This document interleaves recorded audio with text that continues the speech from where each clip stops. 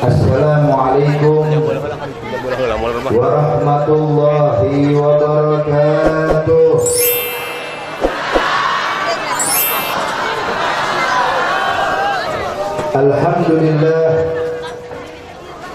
Alhamdulillahilladzi hadana li hadza wa ma kunna linahtadiya laula an hadana Allah. Allahumma salli wa sallim wa barik wa karrim ala sayyidina Muhammad miftahi babi rahmatillah adada ma fi ilmillah salatan wa salaman daimaini bidawami mulkillah wa ala alihi wa sahbihi wa mawalah ma ba'd. Hadirin hadirat kami muliakan Allah, sebagaimana kita ketahui bahwa Allah telah menurunkan Al-Quran kepada Nabi kita Nabi Muhammad, yang mana Al-Quran Bapak Ibu sekalian adalah wahyu Allah, dan dia adalah mukjizat milik Nabi Muhammad SAW yang hingga saat ini masih bisa kita rasakan. Beda dengan mukjizat lain. Mukjizat yang lainnya hadirin, itu cuma kita bisa mendengar ceritanya, tapi kita tidak bisa merasakannya. Sekarang tahukah kalian apa sih artinya mukjizat? Bapak Ibu sekalian, saya sebelum membahas tentang masalah Al-Quranul Karim, saya ingin menjelaskan dulu beberapa hal. Perkara yang luar biasa, perkara yang menakjubkan, yang tidak bisa diterima oleh akal kita tapi terjadi dalam kehidupan dunia ini. Ada 7 perkara, ada 7 macam perkara yang menakjubkan atau amrun khariqul adah, perkara yang luar biasa yang diberikan Allah kepada makhluk-makhluknya. Ada 7 macam hadir. Yang pertama, ada yang namanya irhasat. Irhasat adalah perkara yang luar biasa yang diberikan oleh Allah kepada calon-calon para anbiya sebelum diangkat menjadi rasul. Jadi ketika Nabi Muhammad masih kecil, Nabi Isa masih bayi, Nabi Musa masih kecil, dan selanjutnya hadirin, Allah telah berikan untuk mereka perkara yang luar biasa. Bahkan Nabi Muhammad SAW itu pernah diceritakan oleh Siti Syafa', yang mana Siti Syafa', Bapak Ibu sekalian, adalah seorang wanita yang membantu proses persalinan Nabi Muhammad. Ketika Nabi dilahirkan, yang bidannya itu adalah Siti Syafa'. Siti Syafa' ini Bu adalah ibundanya Abdurrahman bin Auf, sahabiyul jalil. Jadi emang ibunya Abdurrahman bin Auf ini pekerjaan dia bidan, membantu proses persalinan. Di antaranya Nabi Muhammad waktu lahir dia membantu Siti Syafa'. Siti Syafa' bilang, demi Allah, saat aku membantu proses kelahiran Nabi Muhammad, aku melihat cahaya yang begitu terang benderang keluar dari tubuhnya Rasulullah, sehingga dengan cahaya tersebut aku bisa melihat bangunan istana yang ada di Romawi sana, kata Siti Syafa'. Dan hal itu aku sembunyikan, kata Siti Syafa'. Sampai Nabi Muhammad diangkat menjadi Rasul, maka akulah orang yang pertama kali mempercayai Nabi Muhammad, dan aku termasuk orang wanita yang pertama kali memeluk agama Islam. Ini kejadian Bapak Ibu sekalian dialami oleh Rasulullah sebelum Nabi diangkat menjadi Rasul, masih bayi. Bahkan Abdul Muttalib, kakeknya Rasulullah SAW, beliau pernah masuk Bapak melihat Nabi Muhammad di tengah malam, waktu malam bulan purnama. Itu Nabi Muhammad yang masih bayi tersenyum, tertawa sendiri, tangannya bergerak-gerak, menggoyangkan ke kanan, kadang menggoyangkan ke kiri, memandang kepada bulan purnama. Maka kata Abdul Muttalib, aku pandang Nabi Muhammad dan aku pandang bulan, subhanallah, itu bulan Bapak Ibu sekalian bergoyang sesuai isyarat tangannya Nabi Muhammad. Nabi menggoyangkan tangannya ke kanan, bulan purnama Purnama menggeser ke kanan. Nabi goyang tangan ke kiri, bulan purnama pun menggeser ke kiri. Dan ini disaksikan oleh Abdul Muttalib. Ini adalah perkara irhasat namanya. Banyak sekali Allah jelaskan di dalam Al-Quran. Bahkan Nabi Allah Isa alaihissalam sejak bayi sudah bisa berbicara dengan bahasa manusia yang jelas dan bahasa yang fasih dipahami oleh orang-orang dewasa. Ini namanya irhasat. Ada yang kedua namanya mu'jizat. Mu'jizat itu adalah perkara yang luar biasa yang diberikan oleh Allah kepada para nabi, diberikan kepada Rasul. Banyak sekali mukjizat Nabi, Bu, ya. Di antaranya membelah bulan, di antaranya Isra Mi'raj, keluar air dari jemari tangannya Rasulullah, dan makanan yang sedikit bisa jadi banyak. Ini namanya mukjizat. Nah, dari berbagai macam mukjizat kita cuma bisa dengar ceritanya. Kita baca sejarah pernah kejadian ini dan kejadian itu. Tapi hadirin, mukjizat yang hingga saat ini kita rasakan yaitu dia adalah Al-Qur'anul Karim. Sebab tidak satu pun manusia yang bisa membuat kalimat seindah Al-Qur'an. Ada Al-Qur'an sebagai petunjuk, ya. Hudan linnas wa bayyinatin minal huda wal furqan. Ini Al-Qur'anul Karim. Yang ketiga, ada yang namanya i'anah atau ma'unah, bantuan dari Allah. Ini ma'unah hadirin diberikan oleh Allah kepada awamul muslimin.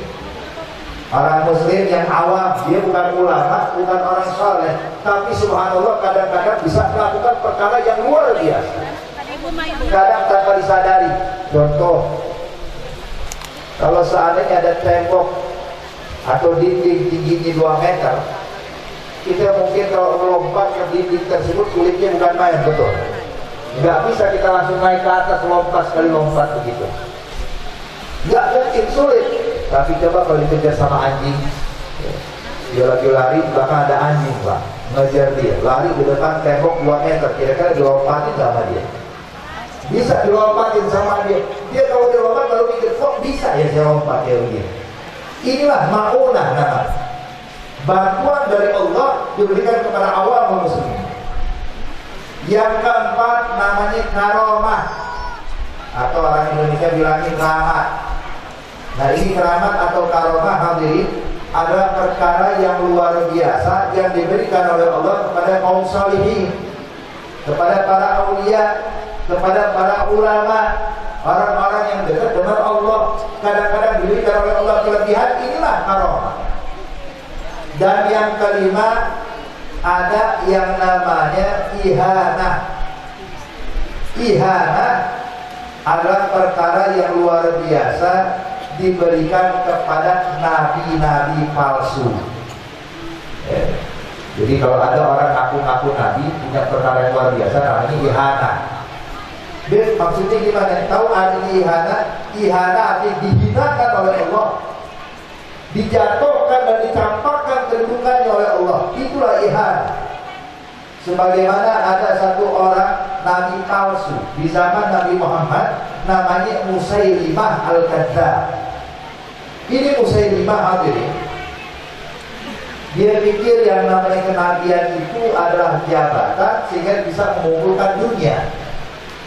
Makanya Musailimah pun ketika mendengar nama Nabi Muhammad, Pak, tersebar nama Rasulullah di zamannya, dilukan oleh orang banyak, diyakini dan diikuti oleh orang banyak, sehingga Musailimah pun beranggapan kalau saya ngaku nabi pasti orang juga hormatin saya, katanya. Akhirnya apa dilakukan oleh Musailimah? Musailimah pun menulis surat kepada Rasulullah. Isi suratnya, Bu, tulisannya dari Musailimah seorang nabi kepada Muhammad seorang nabi. Jadi dia ngaku nabi.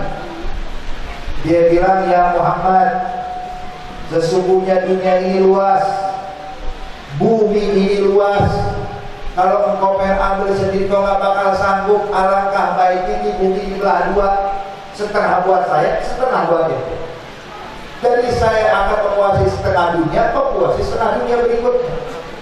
Jangan kau nyebrang ke tempat saya saya juga gak bakal nyebrang ke tempat ente. Jadi isi suratnya beranggapan bahwa orang yang menjadi nabi berarti dia bisa mendapatkan kekayaan dunia. Maka Nabi waktu dapat surat kata Rasulullah jawab, min Muhammadin Rasulillah ila Musailimah al-Kadzdzab, dari Nabi Muhammad utusan Allah kepada Musailimah sang pendusta. Maka dari situlah Musailimah dikenal dengan al-Kadzdzab. Tahu apa yang terjadi, Bu? Pernah ada orang-orang yang mengikuti Musailimah. Memang subhanallah ya, padahal nabi palsu tapi pengikutnya tetap banyak hadir. Makanya mungkin beberapa tahun yang lalu kan Indonesia pernah diramaikan dengan nabi-nabi palsu ya. Itu yang ngaku-ngaku nabi Pak, pengikutnya banyak, ratusan bahkan ribuan, aneh. Padahal tahu ini orang cuma ngaku-ngaku nabi. Namun saya di Mahmud juga sama hadir, pengikutnya banyak. Sampai ada satu orang wanita datang kepada Musailimah, ya Nabi Musailimah, saya punya bayi ini masih kecil, rambutnya jarang-jarang. Saya pernah dengar di kota Madinah ada seorang ibu yang bayinya rambutnya jarang-jarang, dibawa ke Nabi Muhammad, diusap kepala itu bayi, subhanallah, langsung tumbuh rambut, bagus bagi rambut. Maka engkau kan juga nabi ya Musailimah, bilang dia, tolong dong usapin kepala bayi saya dengan harapan rambutnya tumbuh. Kata Musailimah, kalau gitu bawa kemari bayimu. Dibawa ke bayi ke Musailimah, Bu, diusap oleh Musailimah, subhanallah, sekali usap rambutnya rontok semua. Bahkan dijelaskan oleh guru kita, para ulama ahli tarikh menjelaskan, itu bayi sampai dewasa rontos, gak punya rambut, bahkan sampai 7 turunan hadir. Yang laki, yang perempuan, dan turunan itu baik, bahkan perempuan itu juga rontok, rambut itu gak punya rambut. Artinya hebat gak Musailimah? Siapa yang bisa sekali usap rontok rambut orang? Gak mungkin. Tapi Allah berikan kepada orang seperti ini sebagai binaan Allah kepada untuknya. Pernah sekali waktu datang lagi satu orang kepada Musailimah, ya Nabi Musailimah, bilang ada apa? Bilang saya punya sumur, airnya sedikit. Saya pernah dengar di kota Madinah ada orang yang kasusnya sama kayak saya, punya sumur airnya sedikit. Datang Nabi Muhammad ke itu sumur, Nabi meludah ke itu sumur, subhanallah, air langsung banyak dan manis rasanya. Maka ya Nabi Musailimah, tolong dong lakukan seperti yang dilakukan Nabi Muhammad. Kata Musailimah, baik. Maka Musailimah mendekat ke sumur tersebut, hadirin, sambil komat langit. Kenapa? Sebab dulunya Musailimah ini dukun. Ketika dekat ke sumur, Musailimah meludah ke itu sumur, subhanallah, itu sumur langsung kering saat itu juga. Habis air. Digali gak keluar air. Habis air gara-gara dengan ludahan Musailimah. Tuh luar biasa ya. Sekarang siapa yang bisa keluar sumur air langsung kering? Gak mungkin, kecuali nabi palsu yang bisa melakukannya hadir. Ini namanya ihana. Yang keenam ada namanya istidraj. Apa itu istidraj? Istidraj adalah perkara yang luar biasa yang Allah berikan kepada orang-orang fasik, kepada orang-orang kafir, kepada orang-orang yang tidak beriman kepada Allah. Kadang mereka bisa melakukan perkara luar biasa. Ini namanya istidraj. Makanya nanti Dajjal waktu turun ke muka bumi hadirin, Dajjal tak ngaku nabi, bahkan lebih dari Dajjal ngakunya sebagai Tuhan. Ini Dajjal hadirin disebutkan oleh Nabi Muhammad SAW. Nanti di akhir zaman Dajjal akan turun dan menyebarkan fitnah dan menyebarkan untuk menyesatkan umat Islam. Dajjal mengatakan kepada langit, ya sama amtiri biizni wa ya ardi ampiti biizni. Hai langit turunlah hujan dengan izinku, hai bumi tumbuhlah pepohonan dengan izinku. Subhanallah, ketika diucapkan langit pun langsung turun hujan, bumi pun langsung tumbuh rumput hadir. Sekali ucapan Dajjal, ini namanya istidraj. Maka Bapak Ibu sekalian, kalau ada orang memiliki perkara yang luar biasa, kadang kita bingung nih, ini karomah apa istidraj? Betul. Sebab kalau dulu yang namanya dukun, hadirin, pakaiannya hitam semua ya. Tapi zaman sekarang dukun pakaiannya putih-putih. Kadang ada dukun pakai imamah, hadirin. Kita bingung, ini istidraj apa karomah? Maka untuk membedakan gampang. Kalau kita pengen tahu ini karomah atau istidraj, lihat gimana sholatnya, rapi atau kagak, gimana ibadahnya, bagus atau enggak. Kalau ibadahnya baik, sholatnya baik, maka ini namanya karomah. Tapi kalau dia meninggalkan sholat, atau kadang melakukan maksiat, atau melakukan hal yang diharamkan Allah, maka ini bukan karomah, tapi istidraj. Na'udzubillah min dzalik.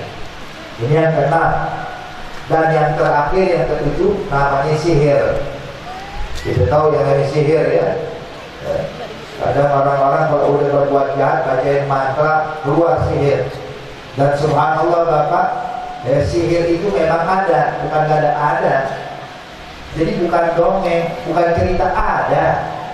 Bahkan Nabi Muhammad pun kena sihir. Makanya asbabun nuzul daripada mu'awwidzatain, surah Al-Falaq dengan surah An-Nas, adalah untuk menangkal sihir.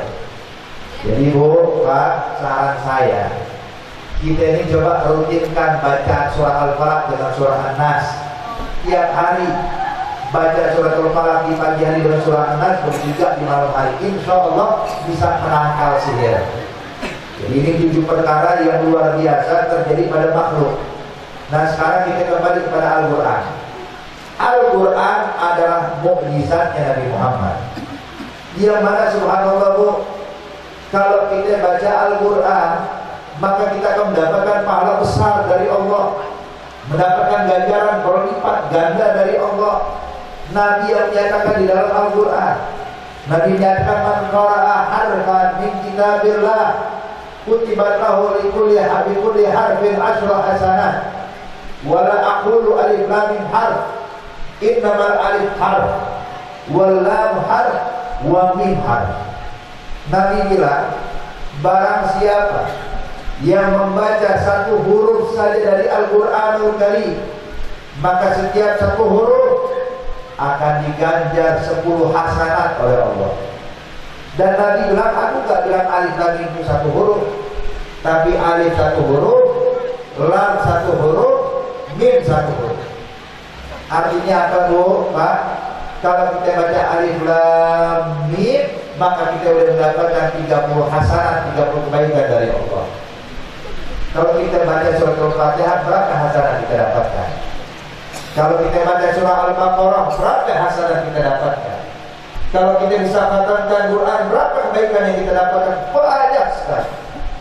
Makanya Bapak Ibu sekalian, kata ulama, bahkan disebutkan di dalam hadis kata Rasulullah, inna afdala amali ummati tilawatul Quran. Nabi bilang ibadah yang paling afdal buat umatku adalah orang yang mau membaca Al-Quran. Kita baca Quran itu ibadah yang paling afdal.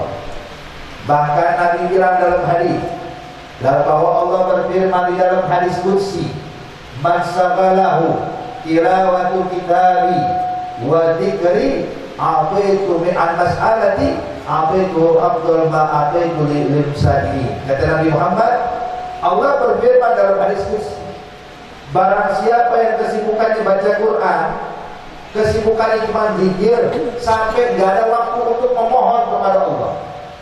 Sibuk baca Quran sampai gak sempat doa, sibuk zikir sampai gak pernah memohon kepada Allah.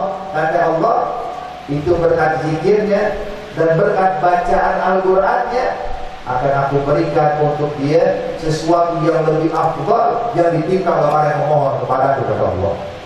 Jadi walaupun dia gak belajar kepada Allah, walaupun dia gak memohon kepada Allah, sibuk dengan Quranul Karim, maka Allah bakal bukakan untuk dia keberkahan yang turun dari langit maupun yang keluar dari bumi. Hadal Quran, firman Allah, yang mana dijelaskan tadi kata Nabi Muhammad, setiap satu huruf 10 hasanat.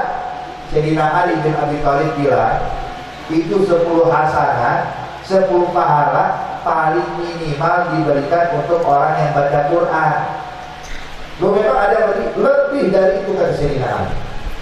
Makanya Sayyidina Ali bilang, kata Sayyidina Ali, barang siapa yang membaca Al-Quran di dalam sholatnya pada posisi berdiri, baik sholat farduka atau sholat sunnah, dia berdiri baca ayat suci Al-Quran, suratul Fatihah kita baca, kemudian surah yang lainnya kita baca, kata Sayyidina Ali, setiap satu huruf diganjar 100 hasanat oleh Allah. Alif lam mim Anda baca dalam sholat, Anda mendapatkan 300 hasanat dari Allah. Gimana dengan ayat yang lainnya? Kemudian Sayyidina Ali bilang, barang siapa yang membaca Al-Quranul Karim di dalam sholatnya tapi posisinya duduk, di sini dimaksudkan hadirin, maksud posisinya duduk artinya ini orang sholatnya sholat sunnah, Pak. Sebab kalau sholat fardu, sholat 5 waktu, sholat yang diwajibkan tidak boleh dilakukan pada posisi duduk selagi dia bisa berdiri. Sebab syarat sahnya sholat al-qiyamu al-qadir bil fardhi, berdiri bagi yang mampu dalam sholat fardu. Artinya kalau sholat 5 waktu dia bisa berdiri, wajib diri, gak boleh duduk, gak boleh dia duduk, wajib berdiri bagi yang mampu. Kalau gak bisa berdiri baru silahkan duduk. Tapi kalau sholat sunnah, Bu, sholat sunnah mau beliau ba'diyah, mau sholat duha, mau sholat witir, mau sholat tarawih, mau sholat kusuf, mau sholat gerhana, mau sholat istisqa, selagi dia hukumnya sholat sunnah, boleh dilakukan dalam posisi duduk walaupun dia bisa berdiri. Sholat tarawih, dia capek, jadi saya mau duduk aja boleh? Oh silahkan duduk. Boleh sholat tarawih duduk, silakan. Saya kan bisa berdiri, gak apa-apa, silakan duduk. Bener, cuma pahalanya korting 50%. Orang berdiri dia mau duduk ya. Makanya Sayyidina Ali bilang, kata Sayyidina Ali, barang siapa yang baca Al-Quran dalam sholat tapi posisi dalam keadaan duduk, kata Sayyidina Ali, pahalanya setiap satu huruf dikasih oleh Allah 50 hasanah, setengah dari yang berdiri. Yang berdiri dapat 100, yang duduk dapat 50. Tuh, tinggal pilih, mau duduk, mau berdiri, kan? Berdiri ya.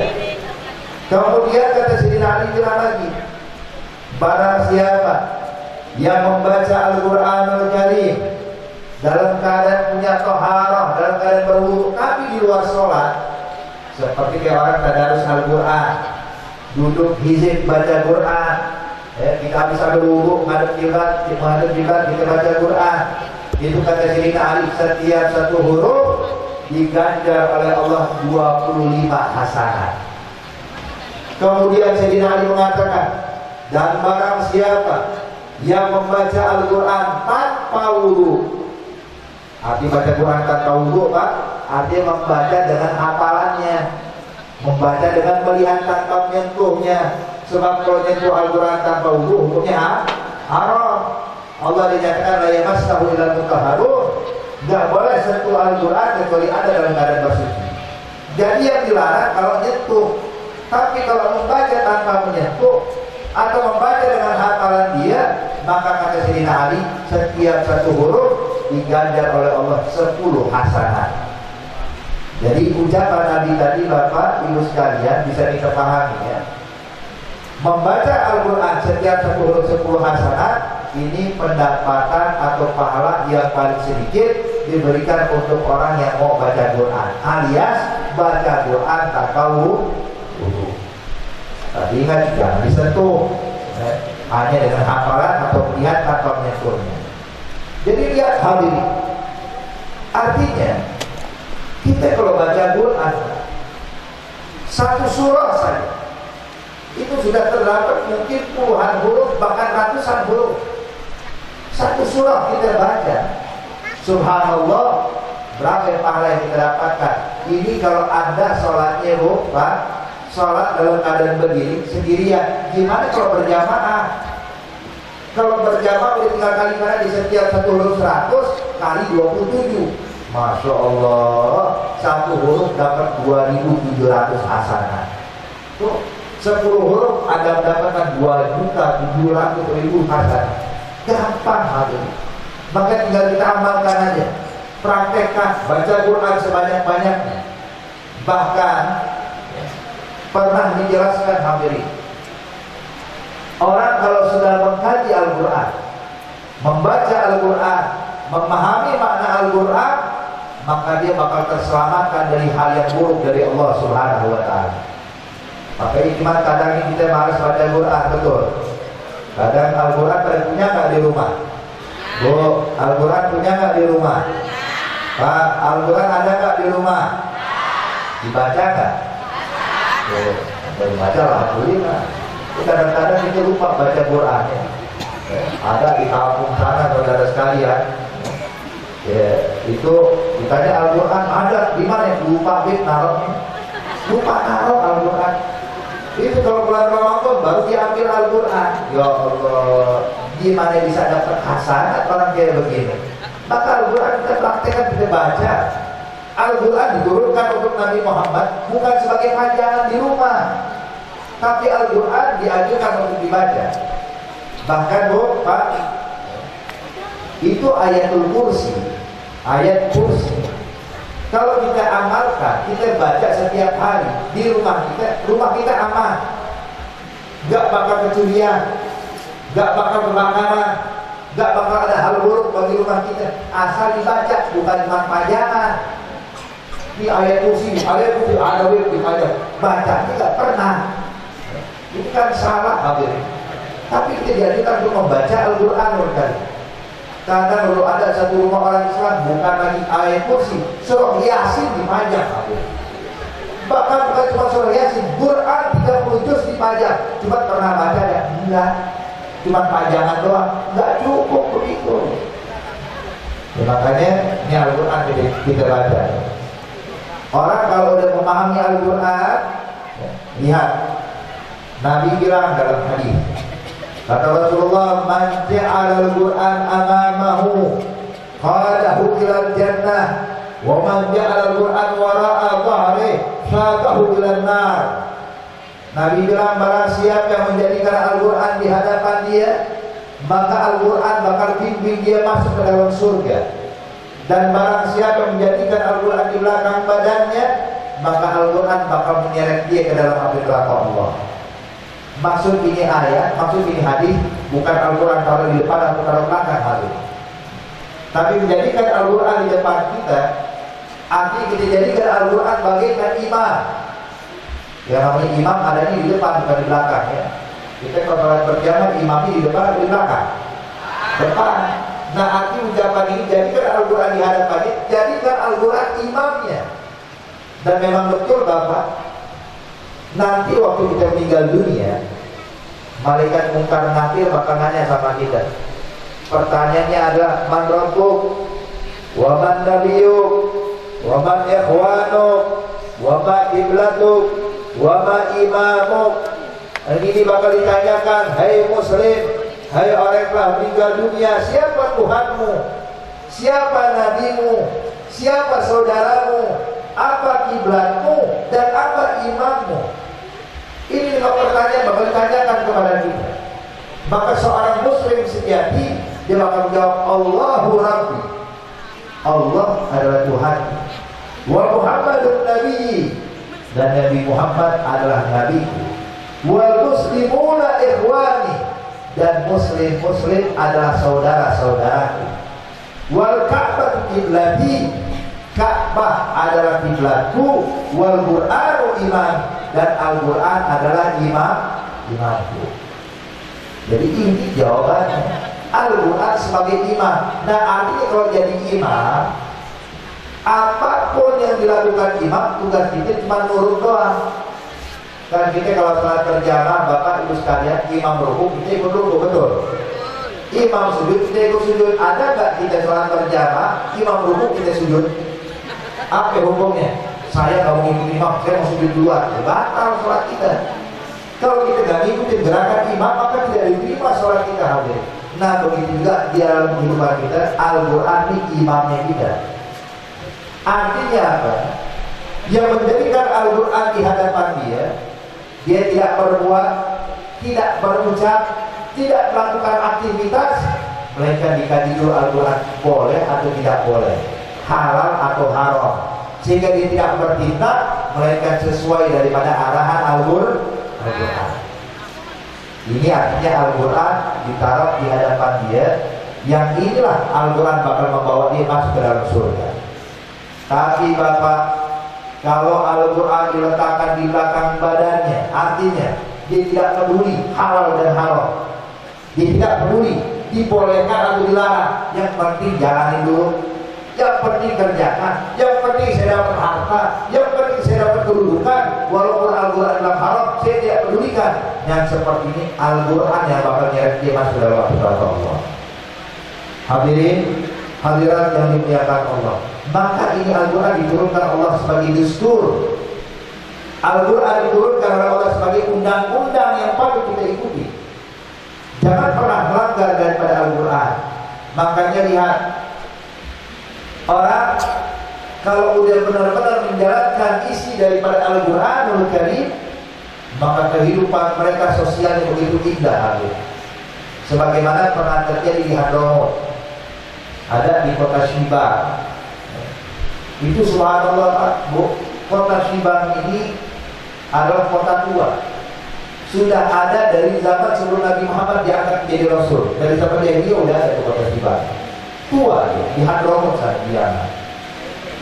Ada satu orang qadhi, ini setelah diangkat setelah Nabi wafat kejadian. Ada satu orang qadhi diutus oleh imam untuk menjadi hakim di kota Shibang. Tentu kita tahu yang namanya hakim pasti banyak perkara ya. Tiap orang ada perkara ngadu kepada dia, kita diselesaikan masalahnya. Ini hakim Bu, duduk di kota Shibang bukan setahun 2 tahun, duduk kurang lebih 20 tahun lamanya di kota Shibang. Cuma anehnya tidak ada orang pernah ngadu punya problem. Gak ada orang akan ada perkara, gak ada orang akan ada masalah. 20 tahun ini qadhi, 20 tahun ini hakim, cuma makan gaji buta doang kali ini. Sampai lama-lama dia sumpah, ini saya dapat gaji, cuma kok gak ada masalah sama sekali. Bingung. Keluar dia ke tengah pasar, lihat orang Shibang lagi lalu lalang, dia teriak, "Ya ahli Shibang, hei orang-orang Shibang, coba kalian berhenti dulu kumpul kemari." Maka semua orang Shibang pun berhenti menghampiri ini hakim. Ketika udah berdiri depan ini hakim, hakim pun bertanya kepada mereka, "Ya ahli Shibang, ata'rifuna man ana?" Hei orang-orang Shibang, kalian kenal gak sih siapa saya? Orang Shibang semuanya ngangguk, kenal, ada hakim di kampung kita. Jadi dia pikir orang gak kenal dia, tapi ternyata orang Shibang kenal dia. Kata hakim, "Hei orang Shibang, tahu kalian kenal saya siapa? Tahukah kalian di mana rumah saya?" Orang Shibang, "Oh iya tahu lah, rumah ada di belakang saya hakim. Kita tahu betul rumah kau di mana." Kata hakim, "Hei orang Shibang, saya duduk di kampung Shibang ini udah 20 tahun. Kok gak ada masalah sih di antara kalian? Saya ini hakim loh. Kalau kalian punya perkara, adukan pada saya. Kalau kalian punya masalah, problem, adukan pada saya. Biar saya putuskan mana yang benar, mana yang salah." Maka menjawab orang Shibang. Orang Shibang jawab, "Ya hakim, mohon maaf. Kita tahu engkau ini hakim. Kita tahu engkau rumahmu ada di mana. Dan kita menyadari kalau kita ini kadang-kadang punya problem. Kita bukan malaikat, kita manusia pasti kadang punya masalah, kadang pasti punya problem, pasti kadang punya urusan. Tapi ya hakim, kalau kita punya problem, punya masalah, gak perlu datang kepada engkau. Kenapa? Sebab kami cukup dengan Al-Quranul Karim." Kok bisa? Iya, sebab Allah ada berfirman di dalam Al-Quran, "Faman 'afa wa aslaha fa ajruhu 'ala Allah." Allah bilang dalam Al-Quranul Karim, barang siapa bisa memaafkan dan bisa berdamai dalam setiap permasalahan dan problem, maka dia bakal mendapatkan ganjaran besar di sisi Allah. Jadi ya hakim, kalau kita punya problem, baik urusan jual beli, dalam urusan pernikahan, dalam urusan apapun, kami ingat dengan ini ayat, maka kami langsung berdamai, mengharapkan ganjaran dari Allah. Jadi gak perlu adanya engkau ya hakim. Oh ya. Ketika kembali kepada Al-Quranul Karim, selesai masalah, selesai problematika kita. Tapi sekarang problem begitu banyak gara-gara kita jauh daripada Al-Quran. Maka kembali pada Al-Quran. Jadi hakim cuma makan gaji kita, udah asal belok-belok kanan sama dengan orang lain. Pulang ke rumah bu, suatu hari tiba-tiba datang 2 orang ke rumah hakim. Hakim, tolong selesaikan masalah kita. Hakim terkejut, hakim, orang Sibang ada problem, datang hakim, bilang memang ada problem apa? Ini problem urusan tanah ya hakim. Benar urusan tanah, benar ya hakim. Kata hakim dulu sebentar. Kata hakim, alhamdulillah, udah 20 tahun makan gaji buta, sekarang saya bakal praktekkan ilmu saya. Ini hakim masuk bu, dia pakai pakaian dinasnya, dia sholat sunnah dulu 2 rakaat, minta sama Allah bisa memberikan hukum seadil-adilnya. Kemudian dipanggil tuh pendakwa dan terdakwa 2 orang. Kalau di atas kursi yang sama. Kemudian hakim pun memandang kepada orang pertama, pada terdakwa, juga memandang kepada terdakwa dengan pandangan yang sama, sehingga dia ingin menjalankan hukum dengan seadil-adil. Hakim bertanya kepada terdakwa, dia bilang ada masalah apa? Kata terdakwa, ya hakim, saya kemarin jual tanah kepada dia. Saya jual tanah saya kepada dia. Terus apa masalahnya? Masalahnya ya hakim, setelah sah jual beli, dia sudah saya berikan tanahnya dan dia telah memberikan uangnya, sah jual beli ya hakim. Kemudian dia gali itu tanah. Ketika dia gali itu tanah ya hakim, ini orang si pembeli ini mendapatkan harta karun di dalamnya. Baik. Terus gimana? Nah sekarang ketika dia dapatin harta karun, dia datang kepada saya ya hakim. Datang bawa harta karun, bilang Pak, ini harta karun milik Anda. Loh kok bisa? Kan saya sudah jual tanah saya. Dia bilang iya, saya kan cuma beli tanahnya, isinya kagak, jadi harta karun milik Anda. Saya tolak ya hakim. Saya nggak mau, saya jual tanah beserta isi-isinya. Kok harta karun dibalikan kepada saya? Hakim kaget bukan kepala belah. Haula wala quwwata illa billah.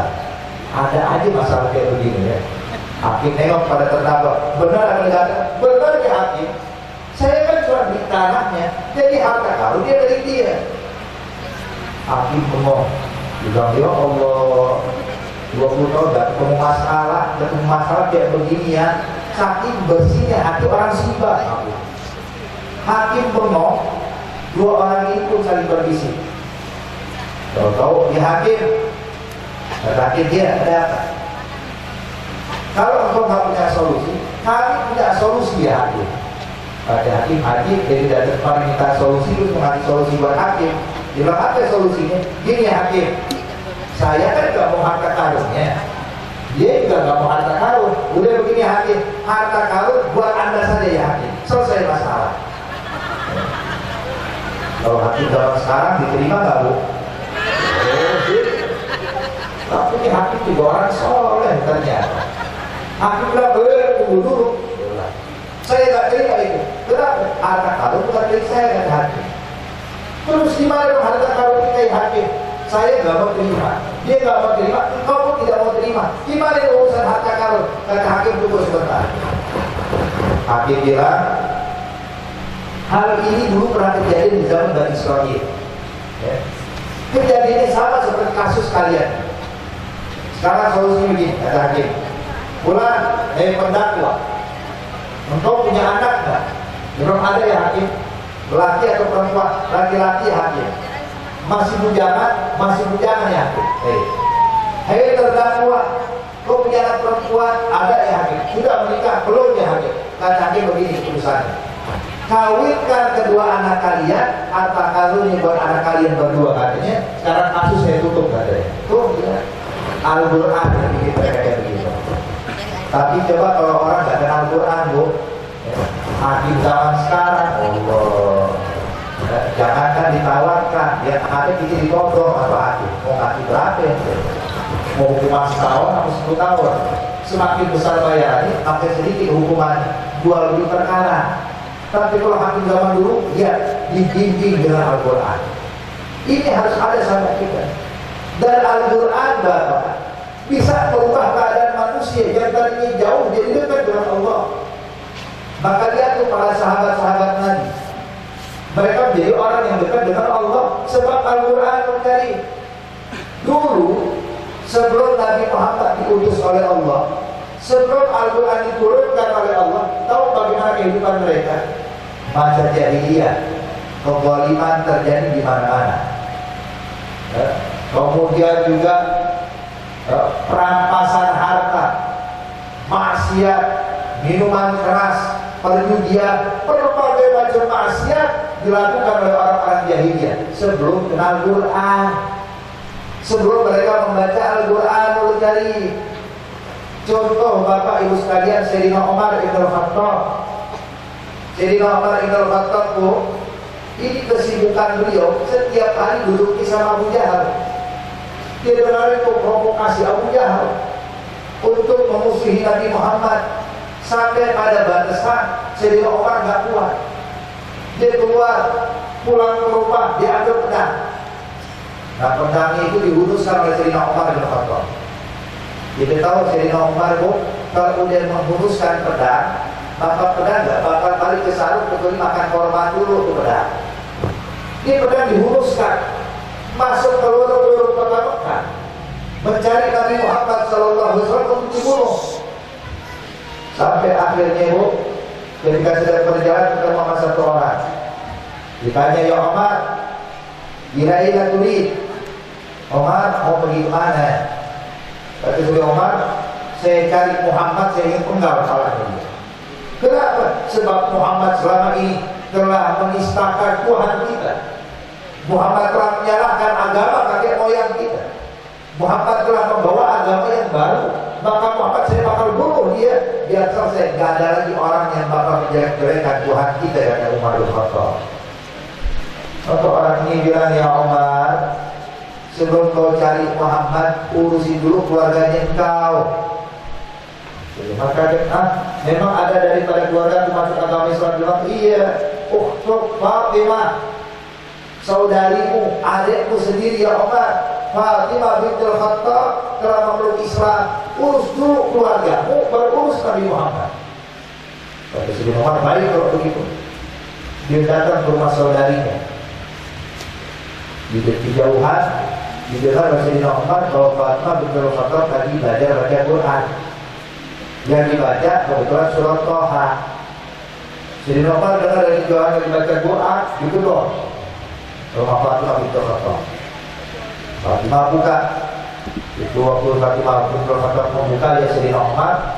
Sayyidina Umar mengatakan, as-sama'ti ya Fatimah, apakah kau telah masuk agama Muhammad ya Fatimah? Maka dijawab dengan lantang oleh Fatimah bintul Khattab, na'am, iya. Maka marah Sayyidina Umar bin Khattab, diamparlah wajah saudarinya hadir. Saking kuatnya tamparan Sayyidina Umar sampai terjatuh Fatimah bintul Khattab. Begitu terjatuh, darah mengalir di pipinya Fatimah. Maka begitu melihat darah mengalir, Sayyidina Umar tak kuat, duduk di depan Fatimah memohon maaf. Kemudian dia, Siti Fatimah, sedang memegang secari kain, secari kulit yang bertuliskan surat Toha. Fatimah bin Khattab bilang, ya Fatimah, bolehkah saya membacanya? Kata Fatimah, tidak boleh ya Umar, engkau najis. Sucikan dulu dirimu, baru kembali lagi kemari. Kata Sayyidina Umar, baik. Bangun pergi ke belakang, dia mandi hadir. Selepas mandi dia sucikan badannya daripada berbagai macam najis, datang kepada Fatimah, baru diberikan. Dibaca oleh Sayyidina Umar. Surah Taha kurang lebih 10 ayat. Toha, ma anzalna 'alaikal Qur'ana litashqa illa tadhkiratan liman yakhsha. Ayat demi ayat dibaca oleh Sayyidina Umar. Tiba-tiba menetes air mata Sayyidina Umar. Ketika menetes, berkata kepada Fatimah, ya Fatimah, Muhammad. Fatimah, di mana Muhammad? Kata Fatimah, buat apa kau cari Nabi Muhammad? bilang sebab saya lihat ini bukan buatan manusia, ini firman Allah, saya akan masuk agama Nabi Muhammad. Maka Fatimah saking bahagianya mengatakan, ya Umar, Nabi Muhammad saat ini bersembunyi di rumahnya Akram bin Abil Arqam. Rumahnya Arqam bin Abil Arqam, dia Nabi Muhammad mengajarkan dakwah di sana. Berangkat Pak Sayyidina Umar ke rumah Arqam bin Abil Arqam, yang kali itu Nabi Muhammad sedang dakwah sembunyi-sembunyi memang kali. Waktu Nabi sedang mengajar, tiba-tiba ada orang masuk ke rumahnya Arqam. Arqam bingung, ini jam segini biasanya gak ada tamu. Bangunlah Sayyidina Arqam bin Abil Arqam, mengintip, ternyata Umar bin Khattab. Kaget Arqam, bingung, lari kepada Rasulullah, pucat wajahnya, sebab tahu siapa di depan pintu, Sayyidina Umar bin Khattab. Saat itu Arqam bin Abil Arqam hadir mengatakan, ya Rasulullah, innahu Umar ladal bab. Nabi Muhammad, itu Umar bin Khattab ada di depan pintu, apa yang harus kita lakukan? Sahabat semuanya panik habis. Dia nggak panik cuma dua orang. Siapa? Nabi Muhammad sama Sayyidina Hamzah. Sebab Sayyidina Hamzah bin Abdul Muttalib pamannya Nabi masuk Islam 3 hari sebelum kejadiannya. Jadi beda keislaman Sayyidina Hamzah dan Sayyidina Umar cuma 3 hari doang. Sayyidina Hamzah bilang berdiri di depan Rasulullah, ya Rasulullah, biarkan Umar bin Khattab masuk ke rumah Arqam bin Abil Arqam. Saya yang akan menghadapi Umar. Ya Rasulullah, kalau Umar bin Khattab ingin berbuat baik, kita terima, kita sambut. Tapi kalau dia ingin berbuat jahat kepada engkau ya Rasulullah, maka dia bakal berhadapan dengan Hamzah bin Abdul Muttalib.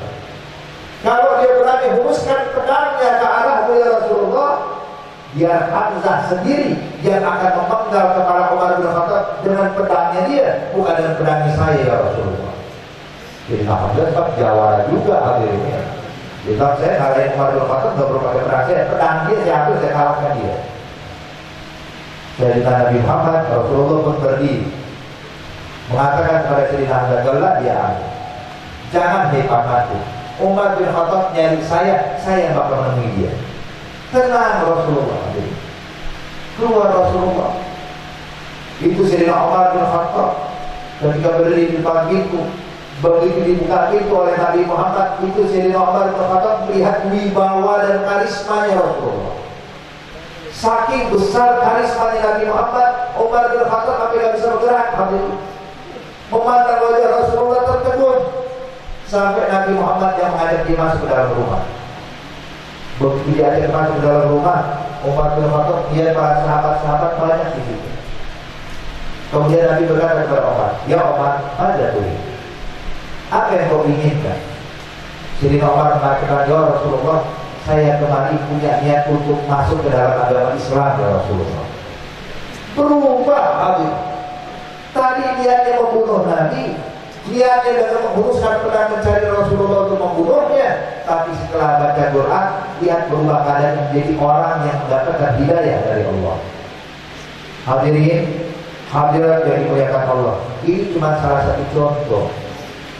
Banyak para sahabat-sahabat yang lainnya memeluk Islam ketika membaca Al-Quranul Karim. Maka ayo sama-sama kita baca Al-Quranul Karim.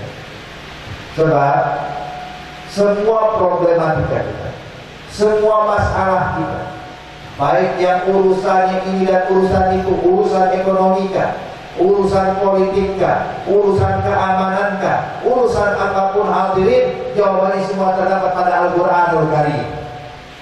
Semuanya kembali kepada Al-Quran. Kalau kita kembali kepada Al-Quran, maka Allah bakal memberikan keamanan untuk kita semuanya. Cuma kadang kita ini malas baca Quran. Artinya masalah kecil jadi besar, yang enggak masalah jadi masalah. Tapi kalau kita baca Quran, mau kembali kepada Al-Quran, yang besar jadi kecil, yang kecil jadi sirna. Itu Al-Quran. Satu contoh ya. Ini maaf, ini kalau masa-masa kayak begini, Bapak Ibu sekalian, banyak orang mengeluh kepada saya tentang keadaan gonjang-ganjing kehidupan kita saat ini. Urusan politik lah, sampai ada perpecahan antar umat Islam, perbedaan pendapat, permusuhan. Bapak Ibu sekalian, baca Quran, pahami Al-Quran. Allah sudah menyatakan di dalam Al-Quran, innamal mu'minuna ikhwah. Setiap orang beriman itu bersaudara. Perhatikan kalimat ikhwah Bapak Ibu sekalian. Ikhwah itu adalah jamak daripada lafzul akh. Akh itu satu saudara. Kalau ikhwah jamak. Nah jamaknya akh itu bisa ikhwatun, bisa ikhwanun. Ikhwanun jamak daripada akh, ikhwatun juga jamak daripada akh. Tapi perhatikan hadirin, makanya kalau kita baca Quran bukan sekedar baca, tapi tadabbur, pahami apa yang tersirat daripada bacaan ayat suci Al-Quran tersebut. Ketika Allah menyebutkan kalimat ikhwah, kenapa Allah tidak menggunakan kalimat ikhwan? Kan sama aja artinya ya. Innamal mu'minuna ikhwan, pakai nun. Tapi Allah tidak menggunakan huruf nun, Pak. Allah menggunakan huruf ta marbutah, ikhwah. Memang ada perbedaan.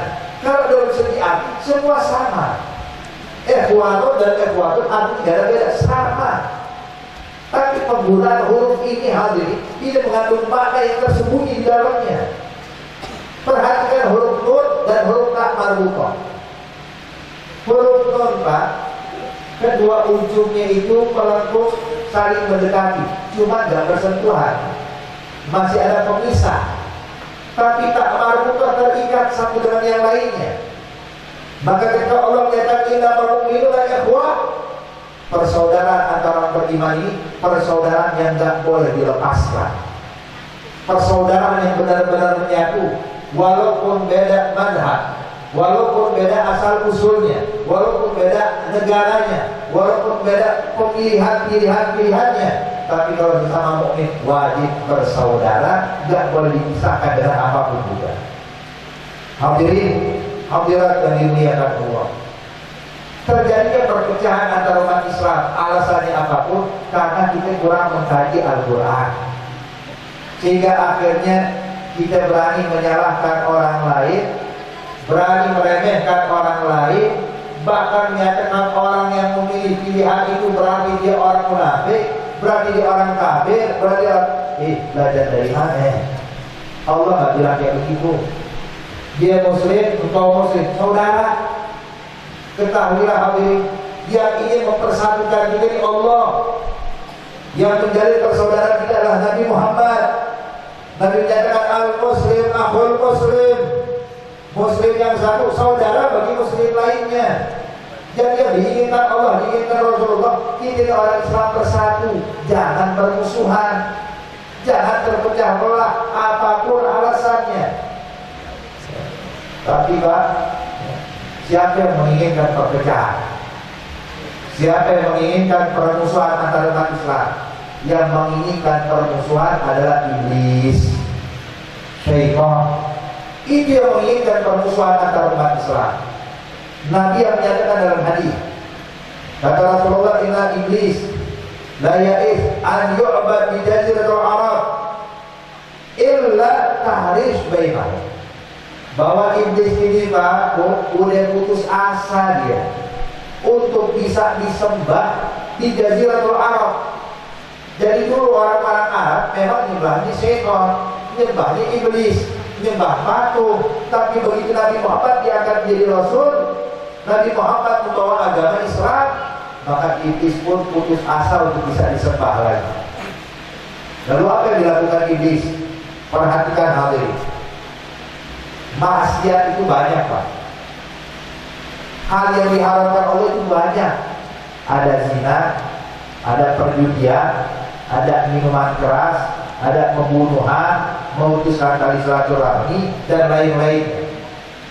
Ini maksiat banyak. Tapi tahu apa yang dipilih oleh iblis dan Nabi Muhammad? Yang pertama kali tugas misi utama iblis untuk menyesatkan umat manusia khusus di Jaziratul Arab adalah tahrish bainahum, mengadu domba antar umat Islam. Jadi mengadu domba adalah misinya iblis. Umat Islam Nabi Muhammad misinya mempersatukan umat. Makanya Bapak, Ibu sekalian, kita lihat Rasulullah waktu sampai ke kota Madinah, apa yang dilakukan Rasulullah? Salah satu langkah awal yang dilakukan Nabi adalah yu'aqa bainal muhajirin wal ansar, menjalin persaudaraan antara orang muhajirin dengan orang ansar. Ini misinya Rasulullah. Sedangkan iblis misinya memecah belah umat Islam. Maka Bapak, Ibu sekalian, kita kembali ke permasalahan kita. Beda pilihan tokoh politik, silahkan.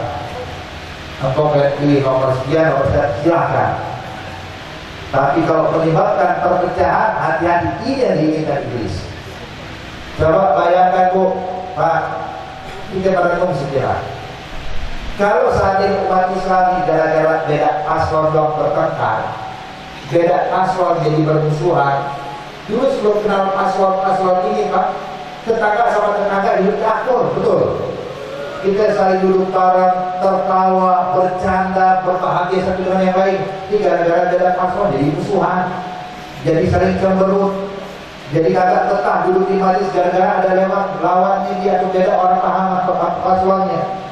Pak, Bu, kira-kira kalau Nabi Muhammad hidup di zaman kita, coba kita renung ya.